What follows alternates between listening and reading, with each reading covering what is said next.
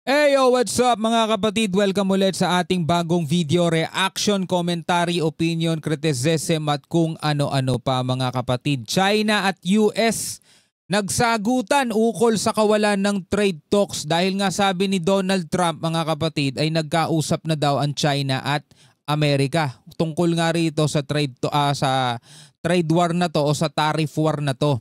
Pero yan ay pinasinungalingan ng China at wala pa daw nagaganap na pag-uusap. So ano ba talaga mga kapatid, no? Nagkausap na ba o hindi pa? Yan ang ating aalamin. Bibigyan natin to ng reaction video at komentaryo. Samahan ninyo ako mga kapatid, bilang mga Pilipino dapat may pakialam din tayo kahit na hindi natin bansa to dahil apektado no ang global economy dahil sa nangyayaring trade war nitong Amerika at saka ng China. Alright, so bago natin to panoorin, wag mong kakalimutan mag-subscribe, click mo na rin ang notification bell para ma-notify ka whenever na may mga bago tayong reaction video tulad nito. Alright, so wag na natin patagalin pa. Panoorin na natin to mga tol. Inanunsyo naman ni US President Donald Trump na nagsisimula na ang trade talks sa pagitan ng China at ng Estados Unidos. So yun ngayong inanunsyo ni President Trump na nagsisimula na daw yung trade talks, pero hindi yan pinatotohanan ng China. Wala pa daw nagaganap na pag-uusap. Kasunod dito ng paratang ng China na wala pang nagaganap na trade talks ng dalawang bansa, sinabi ni Foreign Ministry spokesperson Guo Jiakun na palabas lamang ang mga komento ng US ukol sa pakikipag-ugnayan sa CCP. These are all fake news. So fake news daw mga kapatid. Sabi rito, as far as I know, China and the United States have not held consultations or negotiations on the tariff issue, let alone reach an agreement. This tariff war was initiated by the United States and China's attitude is consistent and clear.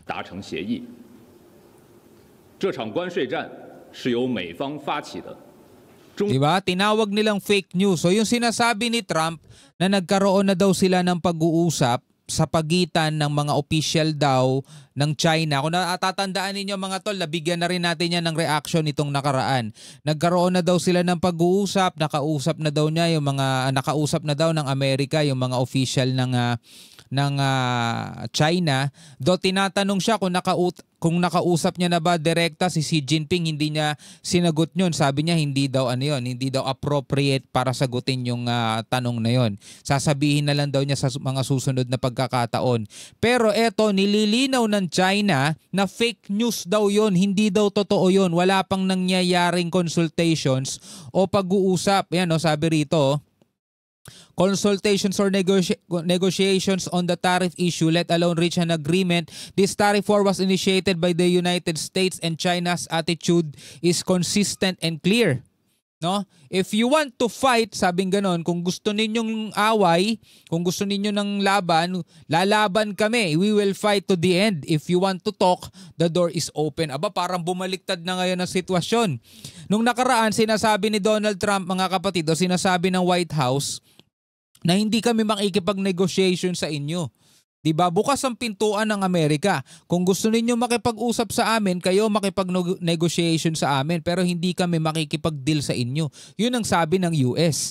Ngayon mga kapatid, same lang. Sinasabi ng China, kung gusto ninyo ng away, away tayo hanggang kahuli-hulihan, lalaban kami. Pero kung gusto ninyong makipag-usap, bukas ang aming pinto. Aba, bumaliktad ang sitwasyon.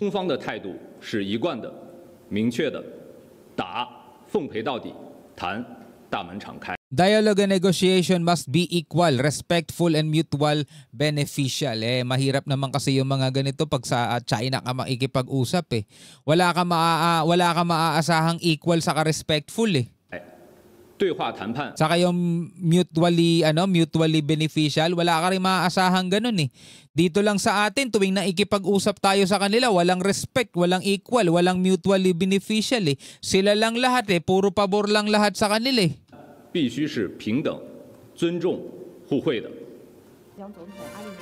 Ayon naman sa isang opisyal ng White House ay may naganap na lower-level in-person talks at mga phone engagements na naganap sa pagitan ng dalawang bansa.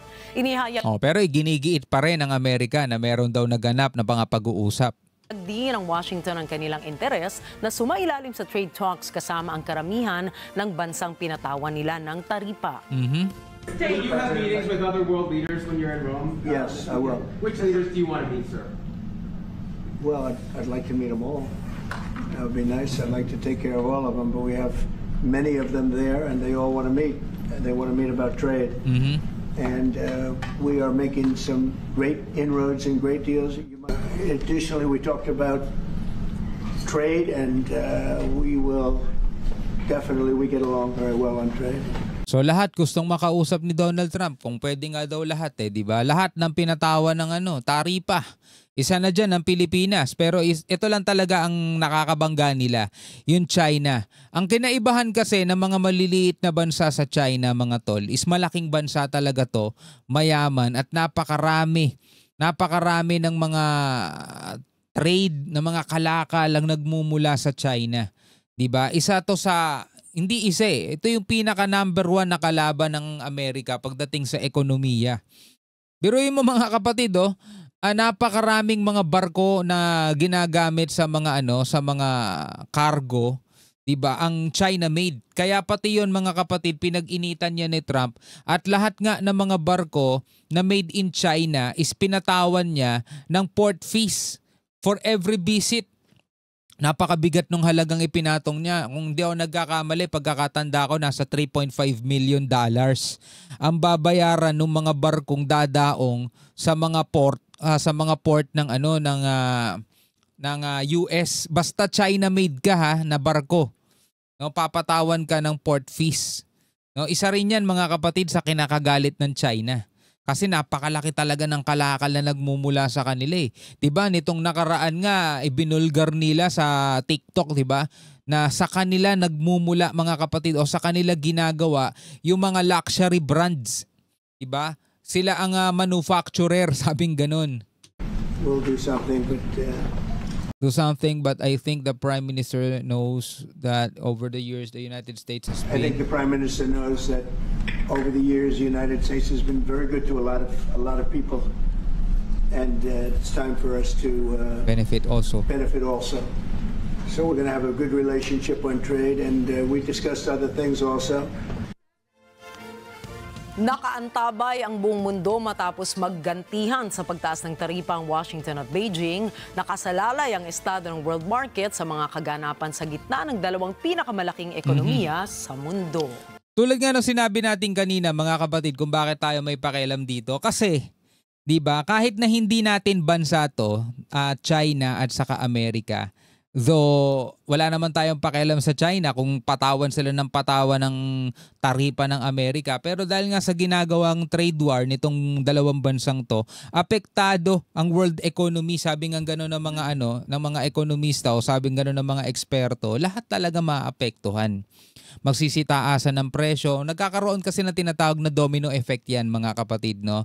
Pero dito nga sa sinasabi ni Donald Trump na nakipag-usap na daw siya sa mga opisyal ng China, yan ay mariing tinututulan ng China at wala pa daw nangyayaring pag-uusap. Ano sa tingin ninyo mga kapatid? Sino kaya sa kanila ang tila ba bumibigay na, si Donald Trump o sa China, no? Comment ka sa ibaba.